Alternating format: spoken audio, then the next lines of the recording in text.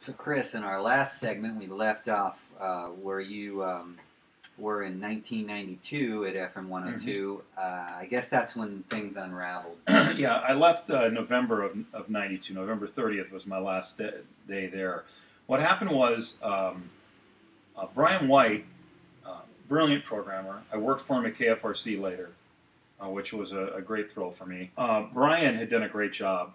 Okay, I mean, I'd been basically forced by Jerry McKenna to take either the programming job, OM job, or the morning job, but they wouldn't do both. And it was because we were transitioning. We brought in a new ownership group, Booth Broadcasting out of Detroit. It had been very successful. They didn't want to pay me $400,000 or $500,000 a year. Okay, as it is, I think my last salary base when I left KSFM, 1992, was $150,000 base. I probably made $300,000 my last year, which is a lot of money. That was probably the highest in town. Well, it was then, but I mean, in the 90s, then all the guys made money. Okay, they made $500,000–600,000 a year, but I was making $100,000 in 1985. So, there was a lot of money back then. Nobody was. Like, I helped Dave Williams and Joey get their first six-figure contracts there, which they rightfully earned. Wow. And they were two of my mentors. I mean, I love Dave Williams. I think he's probably the greatest news talk man I've ever heard. And I'm happy he's working again. And he was #1 on KFBK for many years. Great thing, great broadcaster. About Dave Williams. He and I went to the same high school together. Really? Highlands High. Highlands High, yeah. And Bob Nathan, I got to work yeah. with as well. Bob was a brilliant broadcaster. He's so smart. Anyway, it was actually December 26th, 1990, and Brian calls me and says, I've been fired. Typical horse's ass general manager, didn't like Brian because Brian, like me, didn't like the general manager and told him to butt out. Well, with Marty leaving, and with Booth coming in, they demanded they wanted to have someone else. So Brian unceremoniously is fired. Everybody's like, what's going on here? So the station was in flux for about 3 weeks, Chuck Field was named a PD, or a temporary PD. He was 19 years old. He still had pimples on his face. Not his fault. So, we went through. I forgot about we started hearing disturbing rumors about a guy that had been fired for some real problems in Washington coming in. So, lo and behold, the worst happens, and one by one, everybody starts getting gassed. Kevin Kay goes, who was one of the great programming minds I've ever worked with, assisted Gillette and I for years. He's gone. Some dirtbag shows up that's been out of work, that's a buddy of the new PD. Then Mike is finally forced out. So, it started to go south, and they tell me, well, we don't like the money Mike's making, we're going to probably get rid of him, but we want you to stay. Well, I'd already had my contract done, and I told them, get rid of Mike, you're putting the nail into my back. They got rid of Mike, and that's when I went to war with the program director, and I told them, I said, it's either going to be him or me. All right? Jerry Clifton was our consultant again, and he had come in and said, look, Chris, if you want to work anywhere, I can help you. But he said, this place here, it's sort of screwy. Your GM you don't get along with. I said, yeah, I don't really want to move, though. I've got everything going. I have a lot of play-by-play I was doing for Davis, which I'd done for 10 years. Yeah. I'd done soccer, basketball. Now I was doing hockey, and I like my life here. Long story short, then this loser, Mancow, who's working at the teen station in San Francisco, K-Soul, who's famous for getting a haircut on the Bay Bridge and pissing people off. That was his big funny bit contribution to radio. It's supposed to be about Clinton or something. Yes, Take off on Clinton, but it wasn't funny. No, it wasn't funny, and he didn't do anything but piss people off. He starts announcing on his show that I'm going to be fired. Now, why anybody would care at 107 in San Francisco, who even I am, even though I'm sort of a Bay Area guy, people are calling me, telling me. So I let him know that if he ever mentioned my name again, they'd find bits and pieces of him swimming in the bay. So it stopped, but I confronted them on it, and they said, no, it's all a lie. Then they have this loser from Cleveland, who's a longtime programmer there, start calling for me, saying, yeah, I want to work with you on your morning show. They come to me after a week's vacation of Thanksgiving. They bring me in after I get off the air, and they say, well, things aren't working out, so we're going to let you go.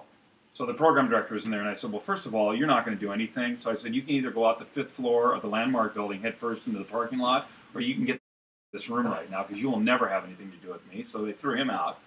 And the GM and I then talked about it, and I knew that they were in trouble because they kept offering me whatever I wanted. He said, how much vacation do you want? I said, I don't know, 5 months. He goes, okay. They wrote it down. He goes, your contract calls for a year's salary. We did that. So now you have a 1.5 year salary. And then, was there anything we missed? I said, yeah, you missed another 2 weeks vacation. Okay, here you go. So I said to my wife, I go, look, they're dead.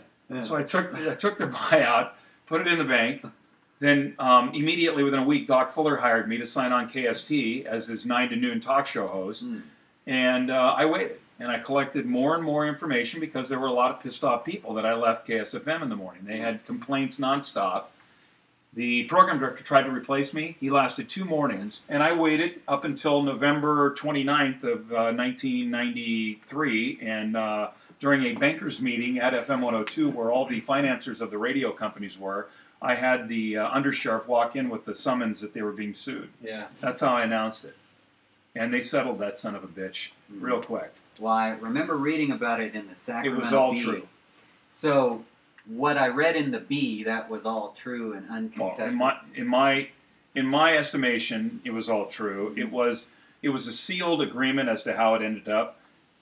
So I can't tell you what was settled upon, but I think both sides were happy. Now, I can't tell you this. I was happy. I thought that their lawyer, who used to represent me to the Supreme Court, he's a good guy, but I thought it was interesting. I thought he handled it well. They tried to contend a couple of things, and then I think one person spoke, and that was the end of their contention. But the better part of it was, within a month of that, both people that were in charge were gone. Okay. So if it wasn't settled right, then I don't know why they left. In the end, the general manager, I think he bounced between 15 different jobs after that. So, that should tell people exactly what happened. Okay. The unfortunate thing is that within a year's period of time, the thing that Chris grew with Mike they Reynolds destroyed it. That's the point. was They destroyed, and then they were destroyed in the process as well. But the station lasted, and that's what matters most to me, because in the end, it's tried to be a lot of different things, but there was blood, sweat, and tears in that format. People gave up their lives, gave up marriages. People worked their asses off here, and really at the formation of it in 1980, everyone wanted one thing: to be the best, to be number one. And through that time, through a couple of bad years of Billy Manders, who I had the satisfaction of knowing I got him fired, and then I laughed at him as he was thrown out of the building. Through all of that, through the Ed Stoltz of the world, through everything, the one goal was never relinquished, and that was to be the best. Okay, and then in 1992, they basically threw it all away. After they got rid of those guys, they came back. They brought in some burnouts that ran it, and basically ran it to what it is today. And it's good. It's still a pop station, and I'm proud of the fact that if it hadn't been for me, or for guys like B or Gillette or Jeff Lucifer, that it never would have been. It would have been something else right now. And you should feel the same way, because Quad never had a future as a top 40 station, because we beat it. And as I told you, we did. Not only did we beat it, we decapitated it. Okay? And you defined the format. Of course we did. But then what did you do? Quad sold for $26 million. That's not going to happen as a top 40 station. Right. Who was the guy that made it a progressive station? You did. Okay? It was the same thing. What did the Zoo do for FM 102? What did my programming turn in 1987? I gave up my programming job to prove a point that we could take out our competitors by flanking them. I gave them this thing. I let them advance. They advanced. We flanked them, and I decapitated them. FM 102 lasts today, 32 years, because of that flank. If we hadn't done that, we would have been in oblivion. The morning show would have been a 7-share morning show. The station would have been a 3, and it'd be playing country music right now, or Christian, or whatever else it'd be doing. So the history of Sacramento radio can be researched at this table. We think. He knows all the FM 102 stories. I could tell you all the Quad stories. And what was amazing is, there were people that loved both stations. And of course there are. That's the audience too. Yeah. They listen to them both. They never got caught up in it. Yeah. I mean, that's maybe with the morning shows they did, because the morning show sort of set the vibe. But you know what? It is what it is, man. In the end, we provided great radio. I mean, this was a great radio market. Are you kidding me?